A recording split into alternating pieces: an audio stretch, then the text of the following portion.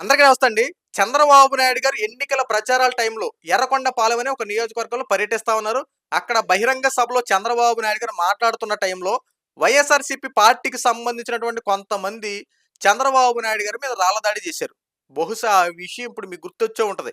చంద్రబాబు నాయుడు గారు ఆ రోజున ఒక రాయిని చూపించి, ఇదిగో ఎవరో నా మీద రాళ్ళు విసురుతున్నారంటూ చంద్రబాబు నాయుడు గారు చూపించిన విజువల్స్ మీకు గుర్తొచ్చే ఉంటాయి. పక్కన మీకు ఆ ఫోటో ప్లే చేస్తాను, ఒకసారి చూడండి. చూసారు కదా!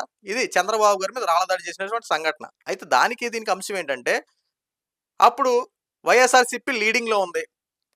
చంద్రబాబు నాయుడు గారు ప్రతిపక్షంలో ఉన్నారు. జగన్మోహన్ రెడ్డి ముఖ్యమంత్రిగా ఉన్నాడు. అయితే ఆ స్థానిక నియోజకవర్గ ఎమ్మెల్యే, ఎర్రగొండపాలెం సంబంధించినటువంటి నియోజకవర్గ ఎమ్మెల్యే ఆదిమూలపు సురేష్ గారు.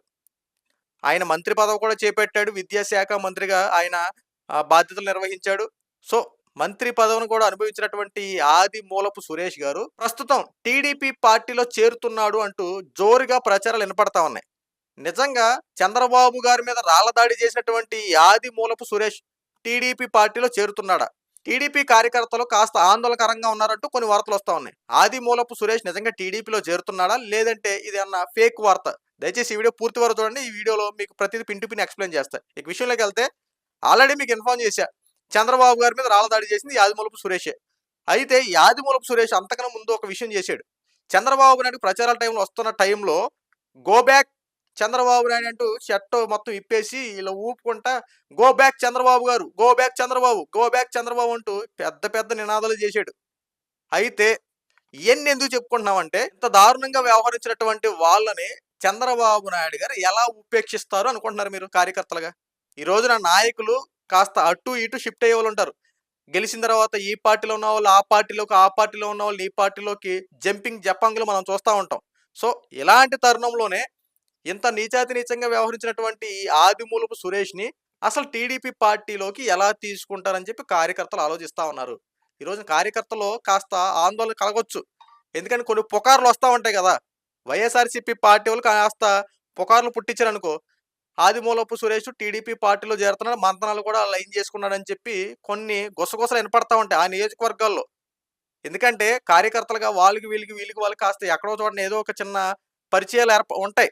సో, ఆ పరిచయాల్లో ఏదో ఒక చిన్న వార్త బయటకొచ్చి పొసికిందనుకోండి, ఇదిగో అది కాస్త చిలికి చిలికి చాటమనేయి పెద్దదయిపోయి, ఇదిగో చేరిపోతున్నాడంట, అలా చేయబోతుందని చెప్పి విస్తృత స్థాయిలో ప్రచారం ఏదో జోరుగా వినపడతా ఉంటది.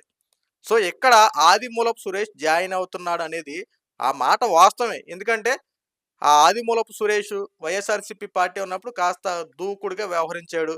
సో, పరిపాలన పరంగా కూడా ఏం చేశాడో అయన్నీ కాస్త పక్కన పెడితే, ఇప్పుడు అతని మీద కొన్ని ఎలిగేషన్స్ కూడా వచ్చినియి. అయితే మంత్రి నారాయణ, ఏదైతే ఎడ్యుకేషన్‌కి సంబంధించి నారాయణ కాలేజీలు ఇయన్నీ ఉన్నాయి చూసారా? దానికి సంబంధించినటువంటి నారాయణ, ఆయన సపోర్ట్‌తో టీడీపీ పార్టీలో చేరుతున్నాడంటూ కొన్ని ఆరోపణలు కూడా వస్తా ఉన్నాయి. సో, ఎక్కడ ఏదైనప్పటికీ, ఏ మంత్రి సపోర్ట్ తీసుకున్నా, లేదంటే టీడీపీ కార్యకర్తలు ఎంతమంది, టీడీపీ నాయకులు ఎంతమంది కలిసినా, చంద్రబాబు నాయుడు గారు, నారా లోకేష్ గారు మాత్రం ఎట్టి పరిస్థితుల్లో ఒప్పుకునే దాఖలాలు ఉండవు. దీన్ని కరాకండిగా చెప్పొచ్చు. ఎందుకంటే టీడీపీ అధినేత, ఆ పైగా ఆంధ్ర రాష్ట్రానికి ఇప్పుడు ముఖ్యమంత్రి ఉన్నటువంటి చంద్రబాబు నాయుడు గారి మీద రాళ్ల దాడి చేసిన వాడిని ఎందుకు విడిచిపెడతారు? ఆ రోజున ఎంత ఉద్రిక్తత వాతావరణం నెలకొంది ఆ రోజున. చంద్రబాబు నాయుడు గారిని ఆ నియోజకవర్గంలో అడుగు పెట్టనీయకుండా చేయడం కోసం ఎన్ని విశ్వ ప్రయోగాలు చేశారు ఆ రోజున. ఇయన్నీ ఎలా మర్చిపోతారనుకుంటున్నారు? ఈ రోజున మేమన్నీ తప్పులయిపోయినాయి, మేము ఒప్పేసుకున్నాం. ఆ రోజున జగన్మోహన్ రెడ్డి తిట్టమన్నాడు కాబట్టి, జగన్మోహన్ రెడ్డి రాళ్ల దాడి చేయమన్నాడు చేసేసామని చెప్పేసి ఒప్పేసుకొని జైలుపోవడానికి చాలా రకాలుగా మాట్లాడొచ్చు. అయినా చంద్రబాబు నాయుడు ఎలా ఒప్పుకుంటారని చెప్పి కార్యకర్తలు ఆలోచిస్తా ఉన్నారు. సో, కార్యకర్తలు ఎలాంటి ఆందోళన చెందొద్దు. ఎట్టి పరిస్థితుల్లో ఈ అంశం కేవలం ఒక పుకారు లాంటిది అనుకోండి తప్ప, కూటమి పార్టీలో, ముఖ్యంగా టీడీపీ పార్టీలో ఇలాంటి వారిని చేర్చుకుంటారు అని చెప్పి కార్యకర్తలు ఎట్టి పరిస్థితుల్లో ఆలోచించొచ్చు. ఎందుకంటే కొడాలి నాని ఎలాగో, ఆర్‌కే రోజా ఎలాగో, పేర్ని నాని ఎలాగో, వల్లభనేని వంశీ ఎలాగో, అలాగే ఈ ఆదిమూలపు సురేష్ కూడా ఒకడు. ఎందుకంటే వీళ్ళందరూ ఇప్పుడు చెప్పిన వాళ్ళందరూ కొంతమంది టీడీపీ పార్టీ మీద ధ్వంసం చేసిన వాళ్ళు, టీడీపీ కార్యకర్తల మీద ఇష్టానుసారంగా నోరు పారేసుకోవడమే కాకుండా చెయ్యి కూడా ఇసిరినట్టు దాఖలాలు వాళ్ళ యొక్క జీవితాల్లో ఉన్నాయి. టీడీపీ పార్టీ కనపడితే చాలు, దాని మీద పార్టీ ఆఫీస్ మీద ధ్వంసం చేయడం. టీడీపీ కార్యకర్తని తెలుసు, ఆడి మీద విస్తృత స్థాయిలో విరుచుకుపడిపోవడం. గత 5 సంవత్సరాలు జరిగింది అదే గదా! ఈ కోవకు చెందినటువంటి ఆదిమూలపు సురేష్. ఇతన్నెందుకు అలా వదిలిపెడతారు? ఆ పైగా ఆంధ్ర రాష్ట్ర ముఖ్యమంత్రిగా ఉన్నటువంటి చంద్రబాబు నాయుడు గారి మీద రాళ్ళదాడి చేశాడండి. ఏ రకంగా ఉపేక్షిస్తారు? నారా లోకేష్ గారు అప్పట్లోనే స్పష్టంగా చెప్పారు. ఎవ్వరిని ఉపేక్షించను, అందరిని చట్టపరంగా శిక్షిస్తా అని చెప్పి ఏదైతే నినాదంతో మాట్లాడారో, ఆ లిస్ట్‌లో ఈ ఆదిమూలపు సురేష్ గారి కూడా పేరు కూడా ఖచ్చితంగా ఉంది. పార్టీ ఆఫీసుల మీద, టీడీపీ నాయకుల మీద, టీడీపీ కార్యకర్తల మీద ఆ రకంగా విడిచిపడిపోతే ఎందుకు విడిచిపెడతారు? ఆ పైగా అలాంటి వాళ్ళని టీడీపీ పార్టీలో చేర్చుకోనని చెప్తే మీరెలా నమ్ముతున్నారు? ఈ రోజున మాట్లాడొచ్చు తప్పులేదు. కానీ ఎదుటి వాళ్ళకి మీరు యొక్క బలహీనతగా మాట్లాడారనుకో అదే వాస్తవాలుగా మాట్లాడతారు. ఈ రోజున టీడీపీ కార్యకర్తలు కూడా కాస్త ఆలోచించాలండి.